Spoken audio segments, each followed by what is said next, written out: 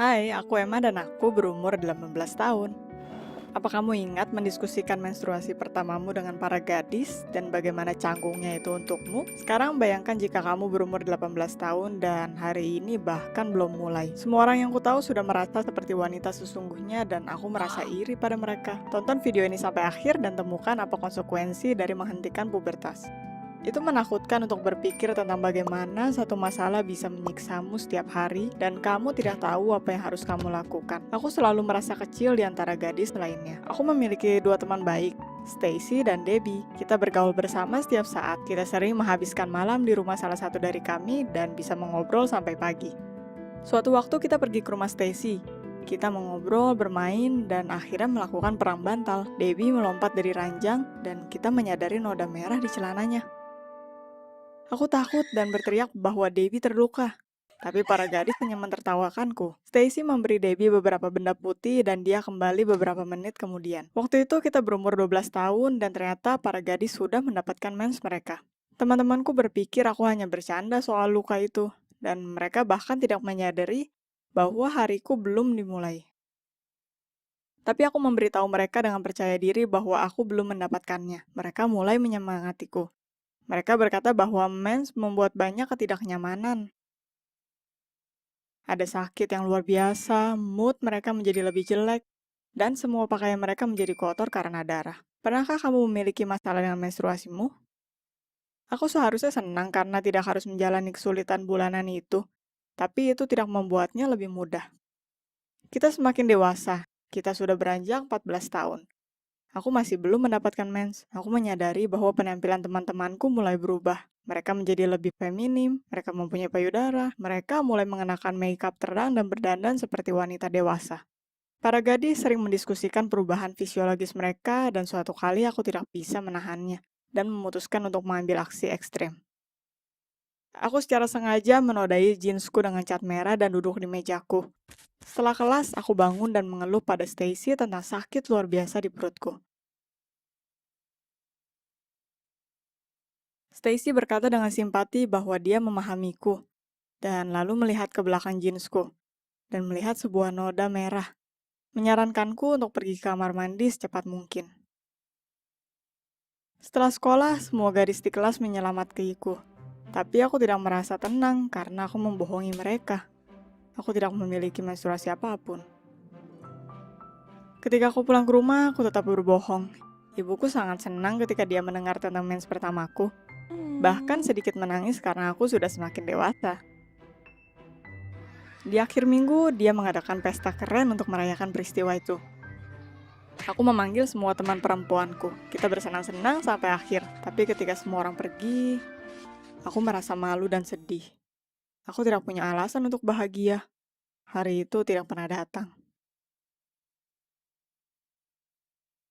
Aku sudah beranjak 16 tahun. Suatu hari, sesuatu terjatuh dari dompet Debbie di ruang loker sekolah. Aku mengambilnya dan memberikannya pada Debbie. Bertanya, kapas aneh apa itu?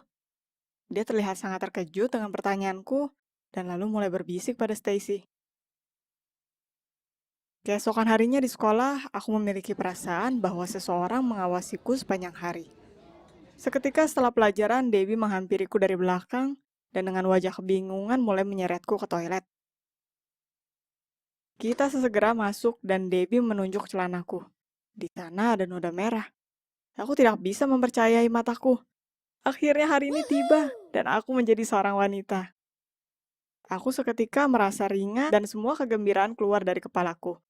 Aku bahkan tidak peduli bahwa seluruh sekolah menatapku. Harapan sudah bergelantungan di mataku.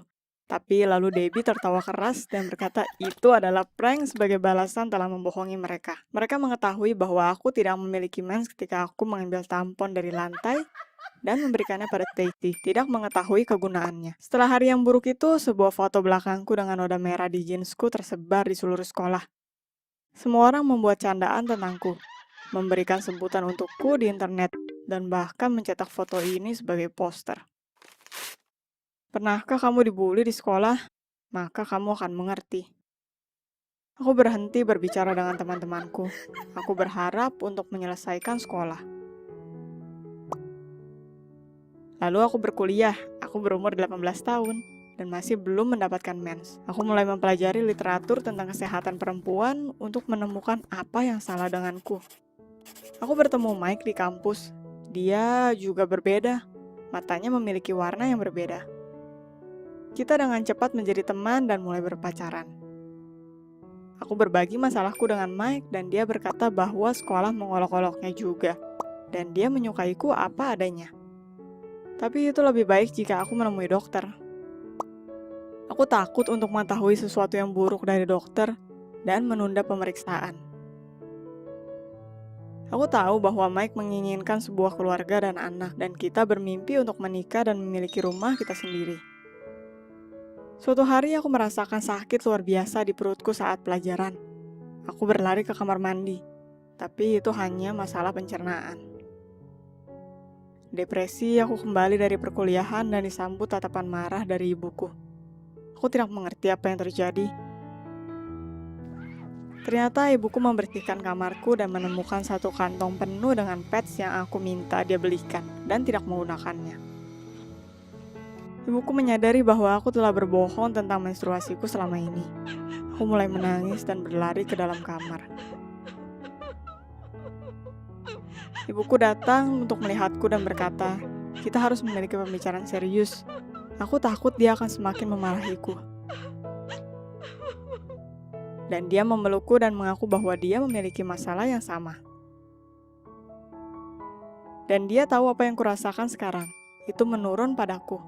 Tapi itu bukanlah sebuah takdir. Ibuku berkata bahwa aku harus melalui perawatan dan semuanya akan baik-baik saja. Ketika aku mendengar ceritanya, aku senang bahwa aku memiliki harapan. Kita pergi untuk menemui dokter. Dia bertanya tentang menstruasiku, dan aku berkata aku tidak memilikinya. Ada kesunyian. Setelah melewati tes dan prosedur, aku diberitahu sesuatu yang paling aku takuti untuk didengar. Sejak aku masih kecil, aku tidak memiliki satu ovari. Jadi mensku terlambat dan kesempatan untuk hamil berkurang menjadi 0. Di saat itu, semuanya hancur untukku. Aku tidak bisa percaya bahwa aku tidak akan memiliki anak, berjalan bersama mereka, menggenggam tangan kecilnya. Ibuku masih belum menyerahkan harapan. Dia mendaftarkanku untuk terapi khusus. Aku menerimanya untuk beberapa bulan. Menstruasiku tidak pernah datang, jadi aku menolaknya. Aku memberitahu Mike segalanya dan dia mulai menenangkanku. Aku tidak mau untuk menghancurkan mimpinya akan sebuah keluarga. Jadi aku menyarankan kita putus, sehingga dia bisa mencari pacar yang normal. Mike berusaha untuk meyakinkanku bahwa dia mencintaiku dan siap untuk hidup denganku sampai akhir hidupku. Biarpun tanpa anak, kita menghabiskan sebuah malam tak terlupakan bersama. Tapi itu adalah malam terakhir kami. Aku berharap aku tidak menginginkan hubungan lagi dan aku lebih baik sendiri. Mike pergi, walaupun dia sangat ingin untuk tinggal dan kita berhenti berbicara. Beberapa bulan berlalu, aku merindukan Mike. Terkadang melihat profilnya di jaringan sosial. Dan suatu hari ada sebuah foto baru darinya dengan gadis yang sangat cantik. Aku sangat sedih melihatnya. Aku tidak merasa sangat baik dan mulai merasa sakit. Aku muntah untuk beberapa minggu. Awalnya aku kira itu hanya rasa gugup. Lalu aku memutuskan untuk mengambil tes kehamilan. Hanya untuk bersenang-senang, aku tidak berpikir bahwa aku hamil, aku hanya ingin memastikan. Tesnya positif. Aku tidak bisa mempercayainya. Aku berbaring di ranjang dan seketika melihat titik coklat kecil seperti bekas darah lama. Bagaimana aku tidak menyadarinya sebelumnya? Ini adalah tanda dari mensku.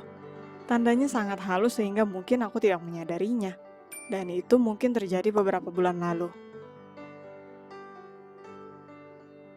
Aku seketika memberitahukan itu pada ibuku.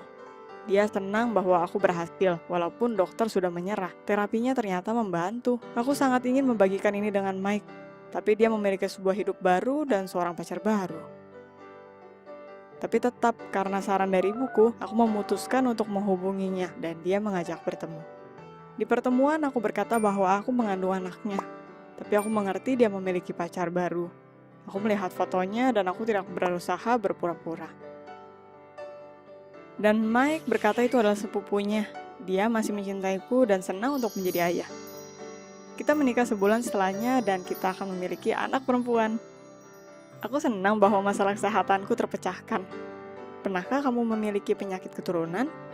Jika kamu menyukai ceritanya, like dan subscribe channel ini, jaga kesehatanmu dan jangan sembunyikan kebenaran dari orang yang kamu cintai.